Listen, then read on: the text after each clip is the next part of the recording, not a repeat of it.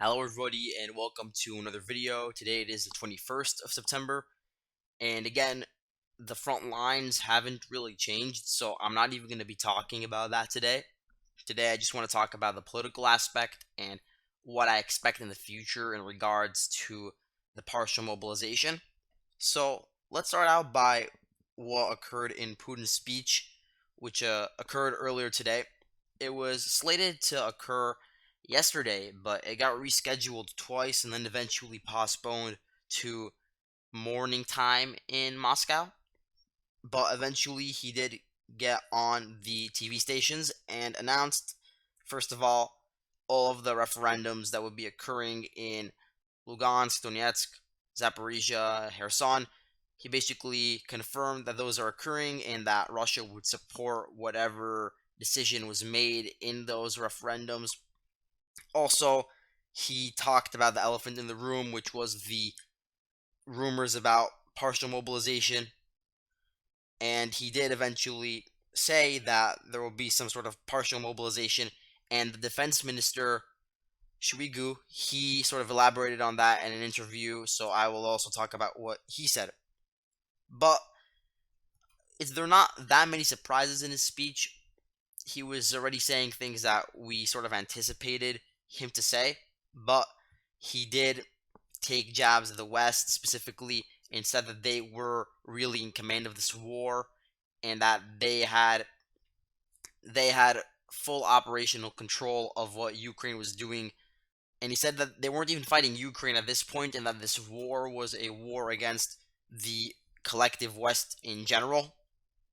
So that's important. He also said that the West is trying to do nuclear blackmail and that they're trying to start a war with nuclear weapons, but Russia would respond in kind to any sort of provocations in relation to nuclear weapons. So it is a firm reminder that Russia won't really bend over to them.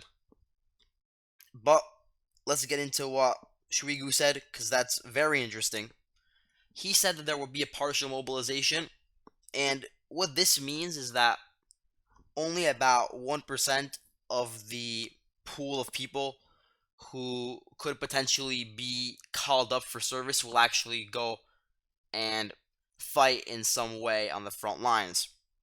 Because, at least according to Shoigu, about 18% of the Russian population could potentially have been called up for mobilization, but only about 300,000 will actually be sent. The thing is, though, those 30 million people, the vast majority of them are not in their prime, they're not trained well, they wouldn't really be doing much. So, obviously, those people won't be sent.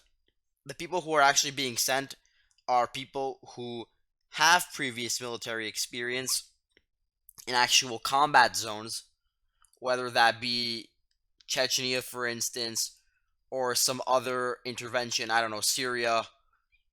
But in addition, there could be people who had previously served in the Russian army and are now just reserves, a part of the 2 million reserve number, or they have some sort of military expertise. So those are the three criterion that will be used to call up all these people. And the call ups, they start today. People will have to report tomorrow from 5 to 7 a.m. Moscow time to their local administrations to report to the military offices. So we're already seeing the beginning of the mobilization today. But this will take a while, obviously. Shoigu also said that students are not going to be sent to the front line, that's out of the question. He also said that conscripts that are currently serving in the Russian military will not be sent to the front line. But interestingly, it's still possible that people who were previously conscripted but are now demobilized could potentially be mobilized and sent to the front line. That was not ruled out. So that's something that could potentially happen.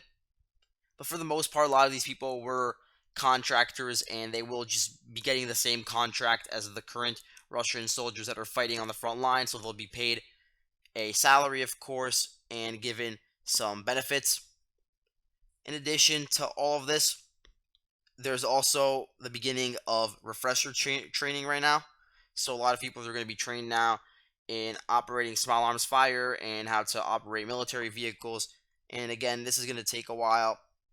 The people that will be included are going to be on the younger end, obviously, and at least according to previous Russian laws that I looked into about mobilization, usually the troops would be younger than 45 and the officers would be younger than 55. I'm not sure how it's going to work now, just given the change in the circumstances.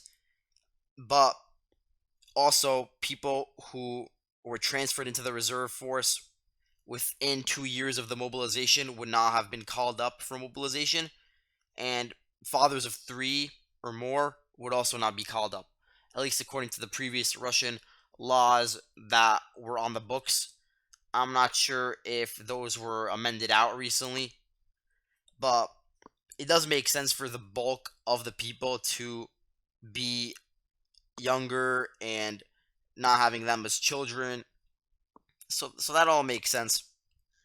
The way that this is going to work is once all of them are trained and actually get integrated into the chain of command and into the military itself, they'll be sent in small groups into currently existing units. So they won't be creating new brigades or battalions for these conscripts. They'll just be sent into the current ones in small groups. So it won't all happen at once.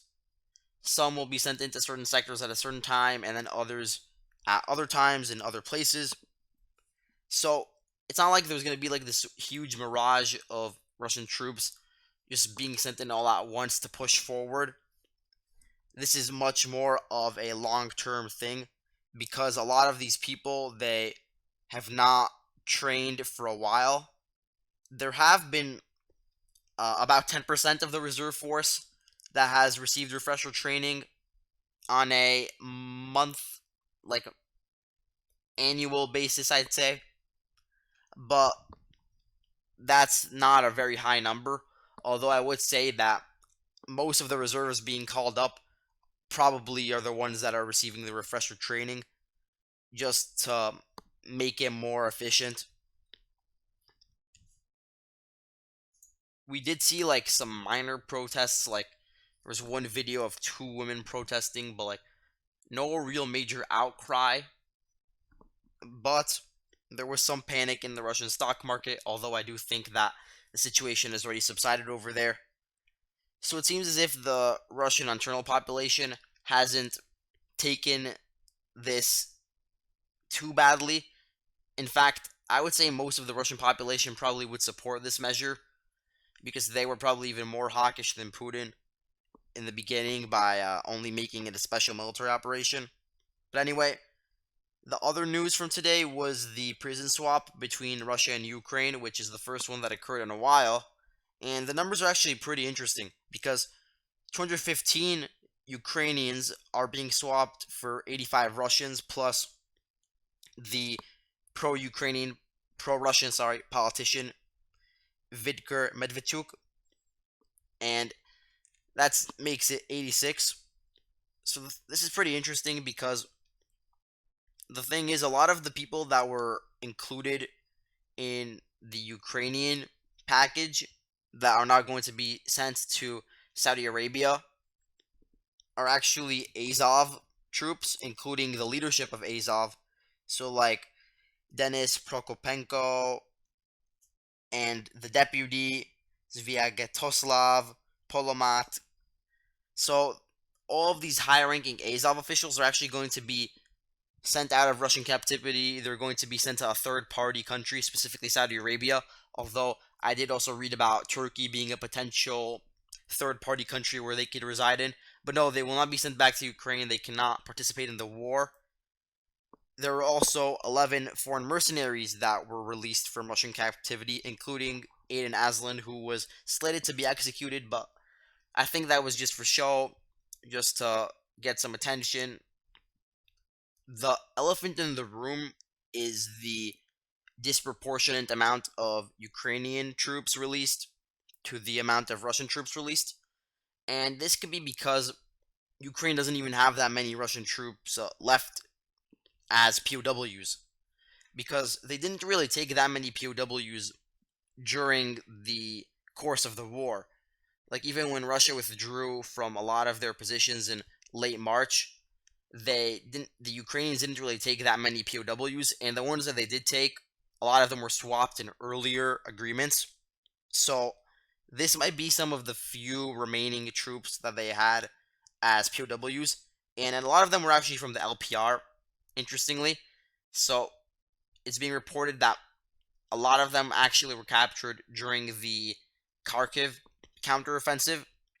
So it's makes sense given the fact that there was a pretty swift advance, and at least part of the First Guards tank army was taken POW, and now a lot of them have been released as a result of the swap.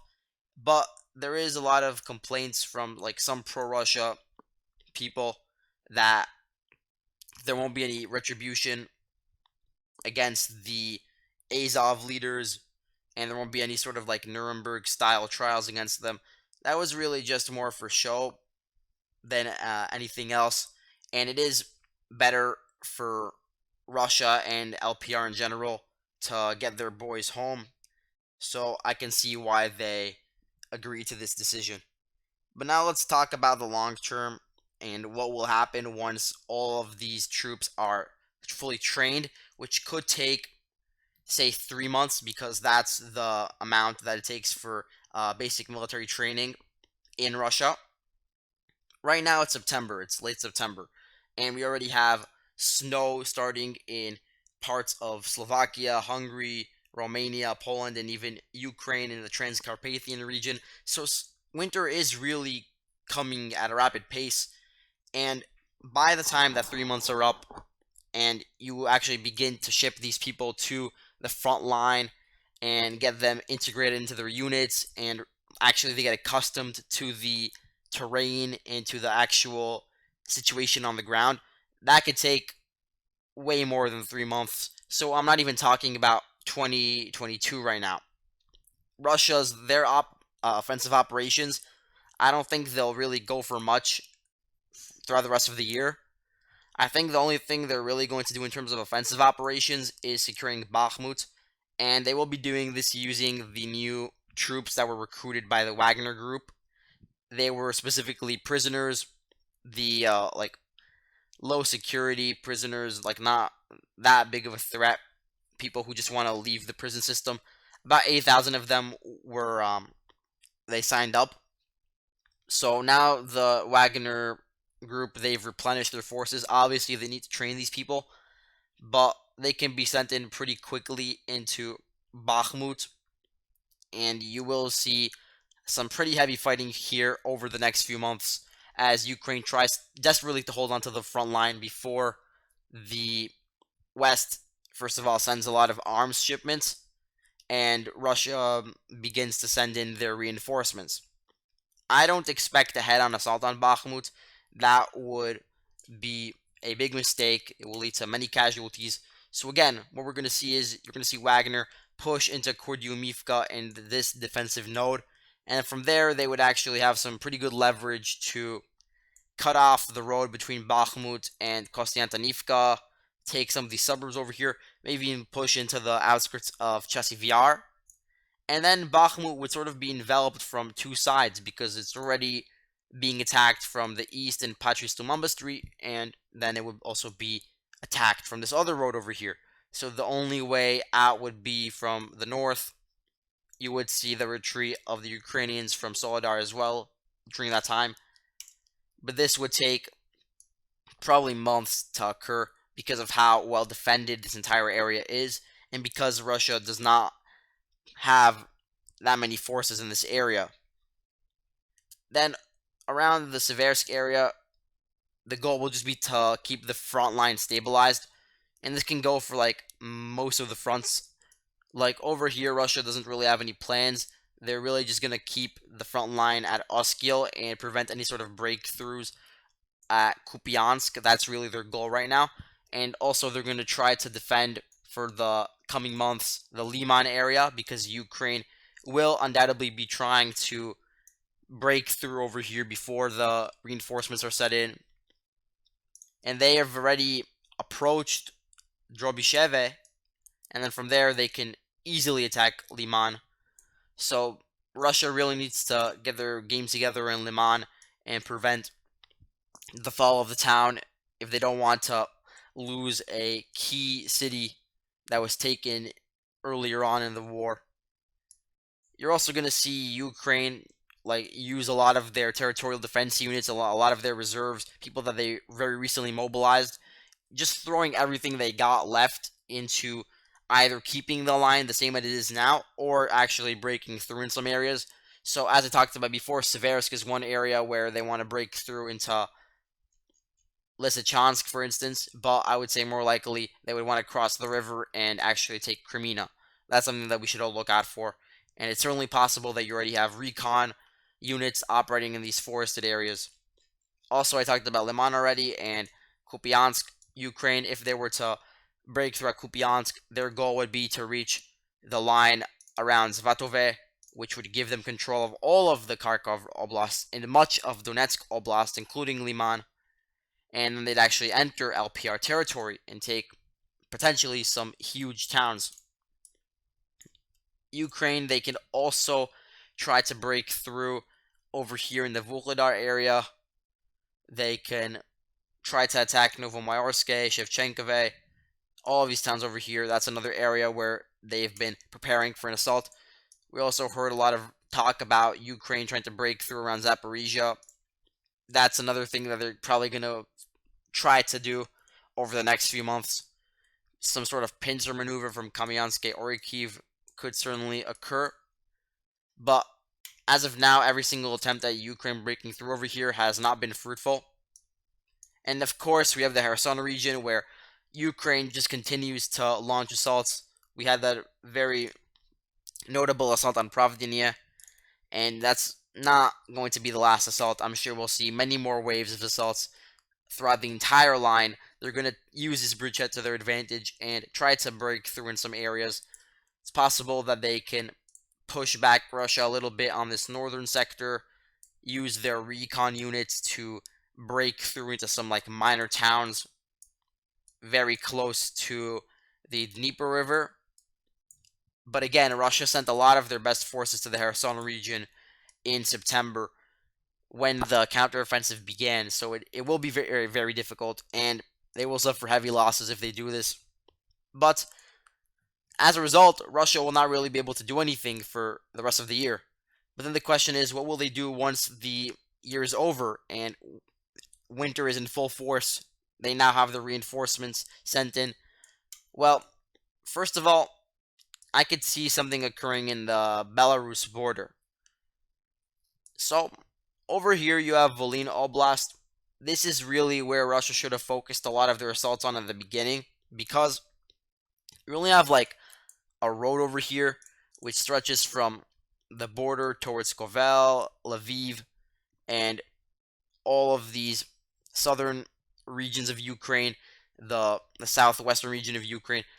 There's a few roads over here that are very important to the cohesiveness of Ukraine and to its supply lines with Poland and the rest of Europe in general.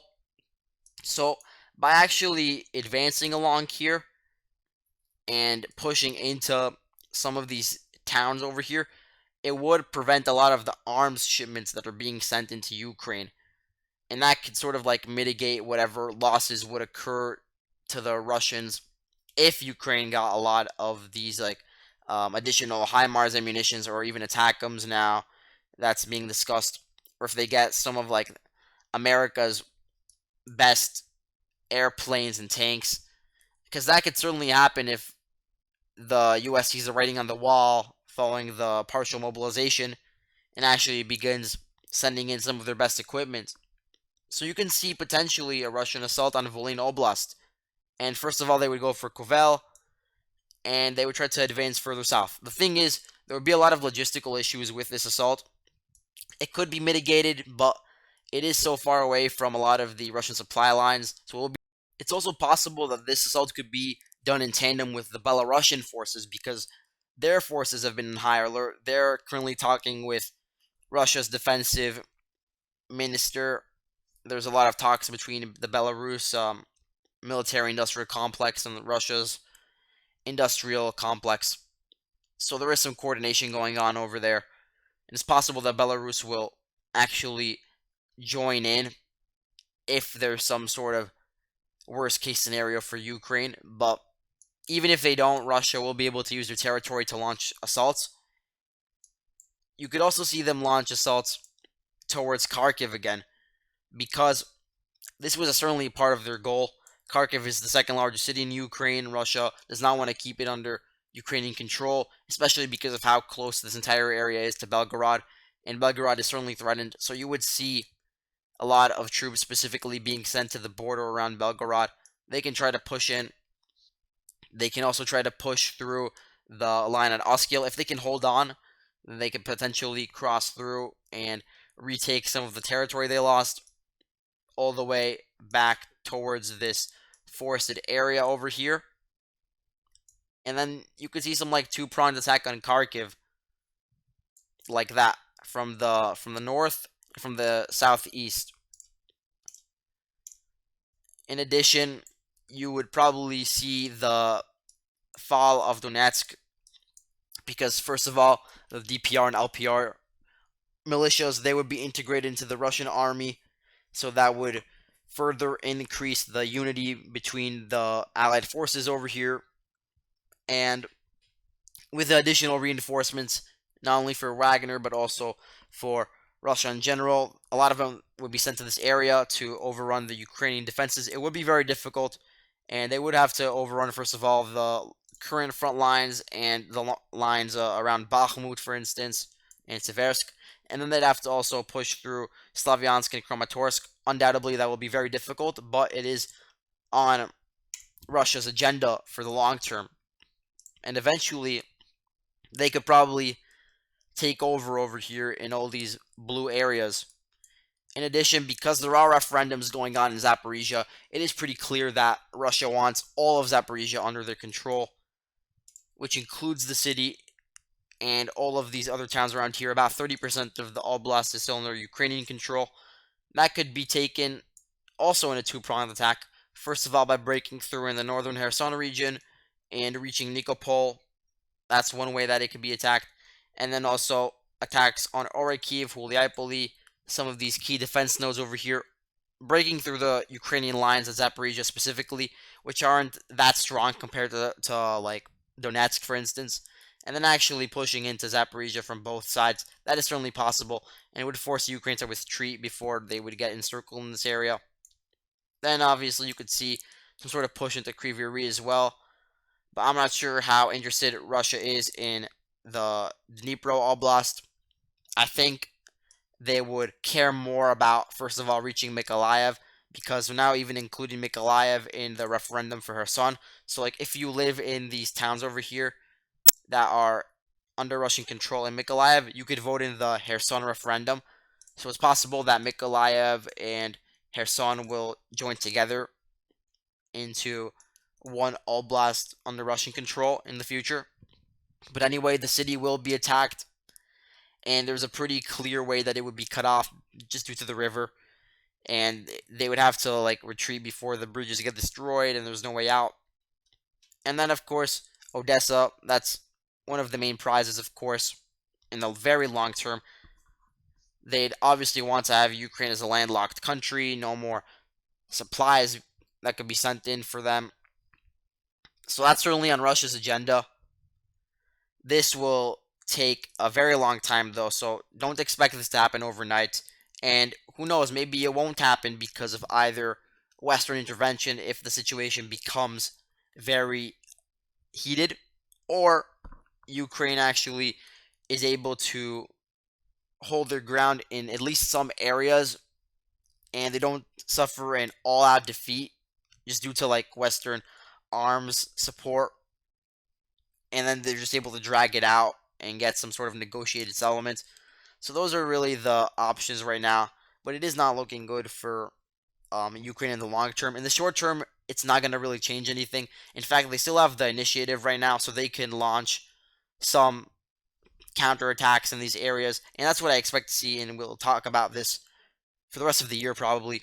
So, thank you all for watching, and I'll see you later.